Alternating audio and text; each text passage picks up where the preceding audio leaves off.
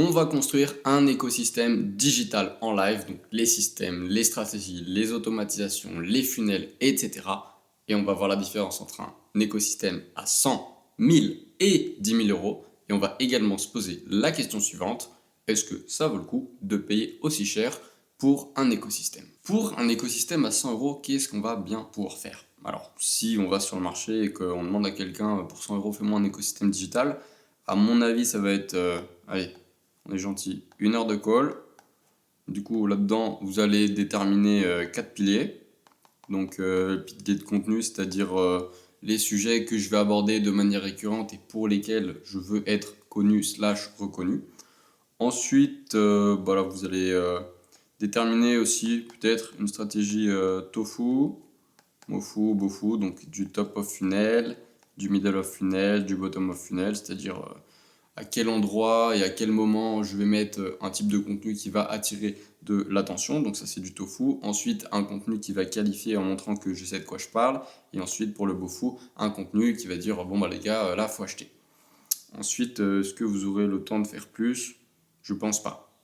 Donc ça, hop, coûte 100 balles. Je suis pas sûr que ce soit un investissement super rentable. Ensuite, pour 1000, alors 1000 euros, là, on va pouvoir commencer à mettre des systèmes en place, peut-être des automatisations, mais niveau 1, quoi. Ça va pas être encore une machine à gaz, ça va pas être incroyable, je pense. Donc 1000 euros, hop, on va faire un beau euro cette fois.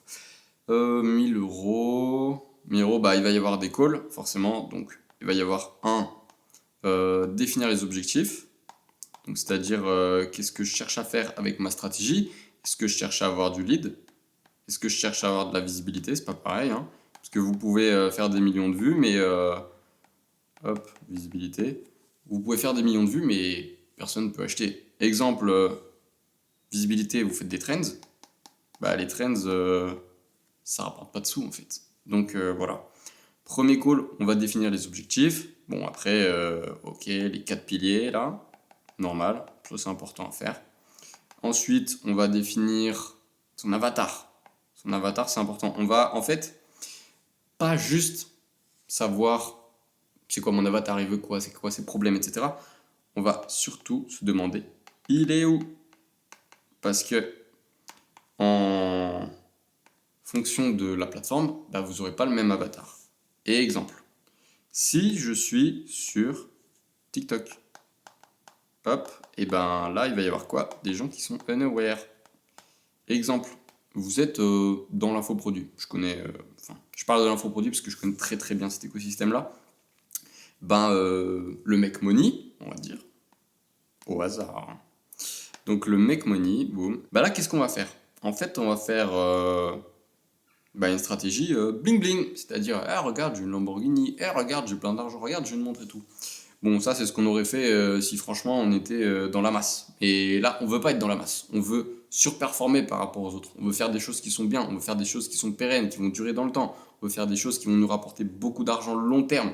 Pas juste cramer sa communauté court terme en disant, ah, regardez, j'ai des sous, toi, t'as pas de sous et tout. Donc, Make Money, Lambo, ben non. Montre, non. Et les billets là, ça se trouve c'est des faux. Non, on fait pas ça. Sauf que le problème c'est que ça, bah, les gens sur TikTok, ils aiment bien voir de l'argent et tout. Sauf que le problème c'est qu'ils sont unaware. Donc en fait on va pas le faire. Donc on va ici définir quelles sont les plateformes. Donc peut-être IG, peut-être LinkedIn, peut-être Facebook. Parce qu'il faut pas sous-estimer Facebook, hein, il y a plus d'1 milliard d'utilisateurs quand même. Donc là on va se dire, bon, mon audience, elle est où? Et donc en fait là, ici on va définir, est-ce que dans mon marché total, je vais aller chercher les 10% des gens qui sont prêts à acheter sous 7 jours? Est-ce que je vais ici aller chercher les 80% qui sont prêts à acheter sous 3 à 24 mois de valeur? Ou alors, est-ce que je vais aller chercher les 20% qui n'achèteront jamais? Bon, bah déjà, non, on va pas aller chercher ça. Ensuite, on va pas non plus aller chercher les 10% parce que ça veut dire que vous vous tapez avec toute la concurrence. Donc, bonjour les dégâts. Par contre, on va aller chercher les 80% des gens qui seront prêts à acheter sous 3 à 24 mois. Pourquoi? Parce que ces gens-là, déjà, quand ils vont être nurturés, et ben, tout va être plus simple, tout va être plus fluide au moment du paiement et du call. parce que ils savent qui vous êtes, ils savent que vous avez apporté de la valeur gratuitement, donc en payant, ce sera encore mieux. Et aussi, le dernier avantage d'aller attaquer ces 80%-là, c'est que ces 80% du marché sont délaissés par la majorité des gens. Et d'ailleurs, je viens de me rendre compte que 10 plus 30 plus 80, ça fait 110. Donc en fait, c'est 70% du marché. Voilà. Fait prépa maths, mais des fois, ça me rattrape, quoi. Donc, ça, hop, on va faire les 4 piliers. Donc, je parlais de un truc, deux trucs, trois trucs, quatre trucs. Sauf que, on va pas faire que ça. On va aussi déterminer un CIP. CIP, c'est Content IP. C'est-à-dire votre identité visuelle, textuelle et conceptuelle de votre contenu, de votre personal brand. C'est-à-dire que niveau visuel, en fait, ça va être bon, si vous connaissez un peu type de lutte, type de typo, le type de sound effects, etc. Bon, ça c'est du visuel, mais c'est pas super intéressant. Par contre, la partie intéressante, c'est l'identité conceptuelle. Et en fait, ça va être en lien avec votre PB, personal brand. Sauf que le problème actuel du personal brand, et là c'est pas une vérité générale à prendre, j'ai pas la science infuse, mais c'est que généralement il va y avoir un gourou qui va dire ouais en fait faut faire ça. Et du coup, boum, template. Ici, donc en fait si tu veux un personal brand, il faut utiliser le template, donc il faut faire ça, il faut faire ça, il faut faire ça et tout. Et là en fait ça va être compliqué, pourquoi? Parce que vous êtes dans une case. Sauf que le problème c'est que il y a d'autres gens qui ont ce template, donc ils sont aussi dans la même case que vous. Et il y en a plein en fait. Donc finalement, tout le monde est pareil. Et donc personal brand, quelque chose qui devrait être personnel, en fait c'est template brand quoi. C'est un TP quoi. Voilà. Donc on va aller chercher la personal brand, mais à un niveau qui est intéressant. C'est-à-dire que là on va aller chercher votre histoire. Et ça c'est personnel. On va aussi aller chercher dans l'avatar client les choses qui résonnent en fait avec lui. Donc c'est-à-dire, moi j'étais dans la même situation, je veux atteindre le même objectif, j'ai les mêmes pain points, etc. Ensuite, toujours dans l'ICP, on va aller chercher un concept phare. Donc c'est-à-dire, je vais vous donner des exemples. Mais quand on voit une vidéo de Iman Gadzhi sur YouTube et qu'on voit sa miniature, on se dit ah ouais c'est Iman. Bon, en même temps logique parce qu'il y a sa tête. Mais exemple, quand il y a eu la grande époque Daniel Dalen, c'est-à-dire quand il a commencé à péter, donc Daniel Dalen, en fait, c'est le gars qui, on va l'appeler Dédé, qui faisait des vidéos avec le fameux POV. POV, t'es un entrepreneur de 27 ans qui est en Chine et qui fait ça. Généralement, ça c'était la structure de son titre. Mais ce qui est vraiment intéressant, c'est le POV. Et en fait, comme c'était trending à l'époque, ça l'est toujours, hein, mais c'est juste que la vague elle est un petit peu passée, les gens ils se sont dit let's go, moi aussi. Parce que forcément quand il y a une trend on surfe dessus, quand il y a une grosse vague on la prend, c'est pas quand il n'y a pas de vague qu'on va faire du surf. Donc ils se sont dit moi aussi je vais faire des POV, parce que en fait ça marche. Sauf qu'en fait à chaque fois que c'est moi aussi ils ont fait des minia POV, en fait on pense à qui? On pense à Dédé, on pense à Daniel Dalen. Donc en fait si vous avez un concept ou une identité graphique, stylistique, conceptuelle qui vous est propre, les gens, quand ça va marcher, parce que ça va marcher, ils vont vous copier. Ils vont dire ah ouais, en fait c'est ça qu'il faut faire. Et en fait, à chaque fois que les gens recompieront votre style, et en fait, tous leurs spectateurs seront vos spectateurs, puisque leurs spectateurs penseront à vous lorsqu'ils regarderont leur concept. Et leur concept c'est quoi? C'est le concept qu'ils vous ont copié. Donc, c'est tout bénéfique de faire un concept clé. Concept clé. Donc que ce soit sur le style, que ce soit sur le message, ou que ce soit juste sur l'idée en fait. En quoi c'est original, etc. Parce que le message c'est tout un système de valeurs. Le style c'est c'est graphique quoi en fait. C'est pas plus compliqué que ça. Et les idées c'est une mission. Voilà, c'est une mission. Et en fait, si les gens ils se reconnaissent dans la mission que vous souhaitez mettre en place, ok, donc là c'est cool. Donc là, on va dire que c'est la première partie, ici, pour aller chercher en gros la strat. Ça c'est la strat. le message, la mission. Sauf que maintenant, c'est cool, on a de la visibilité, mais il va falloir faire quoi? Il va falloir que les petits yeux là, tac, il va falloir les convertir en dollars. Et donc là, on va commencer à mettre des systèmes en place. Donc là, on se rappelle, on est toujours dans un budget de 1000 euros, donc il ne faut pas s'attendre à des dingueries non plus. On va proposer un funnel simple, une interconnexion entre plateformes. Ensuite, on va faire une petite VSL, tranquille, sur une LP, landing page. Ça, pouf, on va le faire sur GHL. Donc là, c'est bon. VSL, Video Sales Letter, LP, Landing Page, GHL, Go High Level. C'est un logiciel, voici une usine à gaz, mais c'est une dinguerie, comment c'est bien. Et en fait, là, on va mettre des petites automations, boom, de niveau 1. Donc, c'est-à-dire qu'on va faire du mail, on va faire de la relance, on va faire du tag pour suivre ses leads. Tag, boom, pour suivre ses leads, etc. Sauf que forcément, les mails, il va falloir les scripter. Ça, boum. Là, les relances, c'est pour les paniers abandonnés ou quoi que ce soit. Ou alors juste un tease pour un event. Hop. Et les tags, ça, c'est pour le suivi.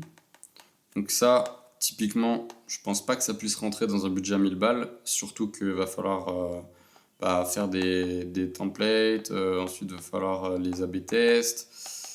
Il va falloir programmer tout ça, donc ça va être compliqué. Donc là, on va dire que ça, c'est le système de funnel. Pour la LP, il va falloir faire le copyright. Il va falloir aussi la créer, tout simplement. Ensuite, avec ça en lien, là, setup, tout ça pour que ça se parle. Donc, c'est-à-dire les automatisations, ensuite les tags, ensuite les relances, les emails, bon, ça commence à devenir le bazar, etc. Et là, je pense que franchement, pour 1000 balles, si vous trouvez quelqu'un qui vous fait ça pour 1000 balles, c'est que vous avez vraiment une pépite. Et maintenant, on va passer sur un truc donc à 10 000 euros. Donc là, en fait, on va reprendre ce qu'on a fait dans les 1000 euros. Hein. Sauf que là, on va faire quelque chose de bien. Déjà, la LP, on va faire une dinguerie. Donc, on va vraiment faire un truc premium. Parce que franchement, si vous trouvez un gars qui vous fait pour 1000 balles tout ce que j'ai dit, et en plus, il vous fait une LP du feu de Dieu, franchement, c'est le GOAT. Mais je pense pas que ça existe. Hein. Et spoiler, ça n'existe pas. Donc, une LP dinguerie. Donc là, juste, on reprend à 10 000, mais on reprend à 1000, mais on transforme à 10 000 euros. Hein. Voilà, c'est juste qu'on reprend les bases et je vais pas tout réexpliquer. Ensuite, les automatisations. Voilà, on va faire des trucs bien là. On va faire du chatbot IA. Donc, on va faire du WhatsApp en IA. Personnalisé, évidemment. En personnalisé. Bon, ça c'est 2M. 2N, mais un M, voilà. Ensuite, on va faire quoi d'autre? On va faire du setting. Du setting IA. Donc là, déjà, on commence à avoir un petit truc intéressant. En ce qui concerne les automatisations, on va récupérer la data en automatique. Donc IA plus automatisation. Allez. Voilà. Et ensuite, forcément, il va falloir l'analyser tout ça. Donc ça, on va le mettre dans un template. Et ensuite, on va faire encore tourner une moulinette d'IA et d'automatisation. Ça, c'est cool. Ensuite, pour la strat, forcément, il va falloir faire du coaching. Ensuite, il va falloir faire des rapports KPI. Donc, ça, forcément, c'est lié avec ça. Hein. Rapport KPI, c'est lié avec l'analyse. C'est juste que là, on va faire l'interprétation. Parce que généralement, les entrepreneurs que j'accompagne là, ils sont bons dans leur verticale. Par contre, une fois que vous les mettez en dehors de leur verticale, ils sont effondrés. Hein. C'est pas méchant, mais si vous voulez être bon quelque part, en fait, vous n'allez pas pouvoir être bon partout. Parce que, admettons, vous avez un coach qui est extrêmement bon dans la niche Love, par exemple. Je suis pas sûr que ce soit le meilleur pour scripter des ads, pour faire des VSL, pour créer des tunnels, etc. Donc en fait, chacun son métier, quoi. Donc là, hop, ça, c'est du done with you, du coup. Done with you. Pouf. Voilà. Parce que ça, c'est du done for you, hein. De toute façon, c'est pas vous qui allez créer les VSL, etc. les LP. D'ailleurs, la LP, il va falloir faire du copyright, il va falloir les A/B tests, etc. Parce que forcément, il faut toujours tester. Test, il n'y a pas de... Voilà. Il faut faire attention à l'orthographe. Ensuite, ouais, d'ailleurs, orthographe, parenthèse, quand il y a des fautes d'orthographe dans vos VSL, dans vos landing pages, dans n'importe quoi, bah, la crédibilité, elle chute d'un coup, en fait. Donc, par pitié, en plus, on est dans une époque où il y a quoi? Il y a chat, GPT. Donc, chat GPT, bah, vous mettez votre truc dedans et vous le ressort sans faute. Donc, faites au moins cet effort-là. Hein, quand je vois des messages du genre bonjour, avec des fautes partout, mais ça fait baisser la crédibilité de fou. Donc, voilà. Donc, strat, donc là, on va être sur typiquement du contenu. Hein. Contenu est roi. Donc là, c'est du YouTube, c'est de l'IG, c'est du TikTok, etc. Ensuite, après, on va faire le fameux truc que j'adore, le cross-platform Mother Slave. Boom. Ça, si vous ne savez pas de quoi je parle, eh ben, j'ai fait une super vidéo qui doit s'intituler le seul système dont vous avez besoin pour automatiser son business ou quoi que ce soit. De toute façon, il y a une ou deux vidéos par rapport à celle-là. Donc en fait, cross-platform, c'est quoi? C'est optimiser. Donc là, c'est encore de l'IA et de l'automatisation. Et évidemment, il y aura de l'humain, parce que l'IA, elle ne peut pas encore tout faire. Mais tout ça, on optimise. Donc ça, c'est en interne, c'est la tambouille qu'on fait pour vous. On l'optimise et ensuite on le poste en multicanal. Donc cross-platform pour ceux qui sont plus franco-français. Multicanal, cross-platform, c'est pareil. Et ensuite, juste le Mother Slave, bah ça c'est vraiment cool. Ça c'est pour tester à fond. Ça c'est pour limiter les risques. Je ne réexplique pas tout encore, parce qu'il y a tout dans la vidéo précédente. Et aussi c'est pour scaler un max. Parce que là, vous avez en fait un multiplicateur, mais genre fois 1000, 10 000 et tout. Parce que le multiplicateur, il est proportionnel hop, je crois que le signe proportionnel, en prépa, c'était un truc comme ça. Je crois que c'est ça. Bon, il est proportionnel au nombre de comptes. Voilà. Pouf. Et puis on va mettre un B, puis voilà, vous avez compris, là, il y a un E. Donc voilà, je peux quand même, pour 10 000, on est pas mal. Parce que ici, là, vous avez tout le travail qu'on fait ici, donc c'est-à-dire... c'est-à-dire ici, c'est-à-dire qu'on va définir les objectifs, on va définir ensuite la stratégie avec les piliers, l'avatar, on analyse un petit peu le marché, etc. Ensuite, on fait une stratégie qui est adaptée à l'avatar que vous voulez cibler en fonction de la rapidité à laquelle vous voulez gagner de l'argent. C'est mieux de penser long terme, mais encore une fois, c'est une vision personnelle. Ensuite, on va trouver un content IP, donc encore une fois, c'est l'identité conceptuelle, visuelle que vous avez vis-à-vis de votre contenu. Ensuite, on va aller chercher loin dans votre histoire, votre parcours, etc. pour aller créer un storytelling sur mesure. Parce que storytelling, c'est un joli mot, mais en gros, ça veut dire juste vous raconter des histoires, quoi. Ensuite, une fois qu'on a fait ça, toujours dans l'ICP, on va chercher le concept. Et donc ça, c'est soit sur la mission, soit sur le graphisme, en fait. Donc tout ce qui est minia, lutte, etc. Comment ça rend. Et ensuite, le petit funnel, donc une petite VSL avec une LP. On plug tout ça sur GHL ou System.io, mais je préfère GHL. On met des automatisations de niveau 1, de l'email, de la relance, des tags pour suivre dans le CRM. Tout ça, on le script, etc. Mais je pense que ça, c'est plus un upsell parce que, encore une fois, vous ne trouverez pas quelqu'un qui fait tout ça pour 1000 euros. Et ensuite, pour 10 000, du coup, là, on fait une LP, mais version vraiment premium avec toujours une campagne d'A/B testing sur les LP. Ensuite, on met des automatisations avec des chatbots. Donc ça, c'est des chatbots qui récupèrent la data, qui vont chercher les pain points, etc. Et en fait, ça va qualifier le lead.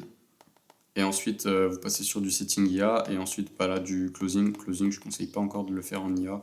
On est en train de tester, mais franchement, c'est pas fou. Hein. Faut laisser des humains. Ensuite, les automatisations, on va également récupérer toute la data, donc la scraper, etc. Et ensuite, on va la mettre dans des templates. Et ensuite, on fera des séances de coaching pour voir quelle est la strat à adopter, donner des nouveaux tips vis-à-vis des veilles que nous, on fait pour vous sur votre écosystème, et ensuite le rapport des KPI, tout ça. Donc en fait, on va interpréter les KPI pour savoir dans quelle direction on va, parce que encore une fois, si on ne traque pas, on ne peut pas savoir où on va. Voilà, donc sans data, c'est le caca. Ensuite, bon, ChatGPT, ça c'est juste pour les fautes d'orthographe, c'est la petite aparté.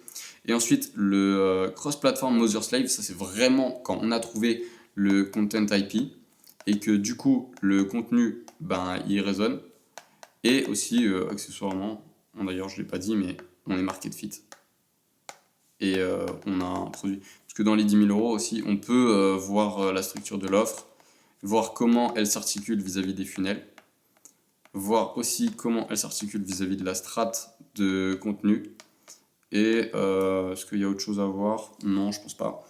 Et voilà. Et en fait, le Mother Slave cross-platform, c'est une fois que vous avez trouvé votre content IP et une fois que vous êtes market fit vis-à-vis de votre produit, votre offre, n'importe quoi, là, on scale fort et on va utiliser du Mother Slave dans un premier temps.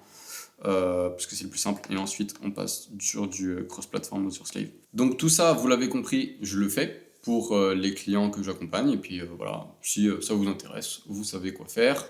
Petit DM sur Insta, ou un jour je ferai le système Flywheel VSL sur YouTube dont je parlais la dernière fois, et puis vous saurez où aller.